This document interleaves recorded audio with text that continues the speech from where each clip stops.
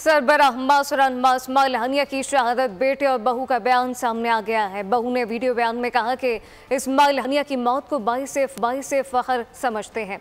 बोली कि गम बहुत बड़ा है, आंखें अशबार हैं, दिन की जुदाई बहुत बड़ी है। उम्मीद है कि खुदा हमारी किस्मत बदले।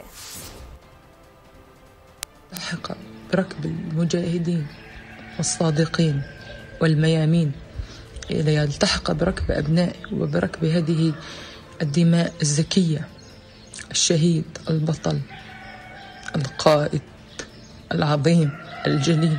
يا أبونا لمحزونون، وإنا لله وإنا إليه راجعون. اللهم أجرنا في مصيبتنا واخلفنا خيرا منها، ولكن عزاؤنا أنها دنيا فانية، واللقاء إن شاء الله في جنة عرضها السماوات والأرض. الوداع يا قائد الأمة। सब्सक्राइब करें और बेल दबाएं ताकि कोई खबर रह न जाए।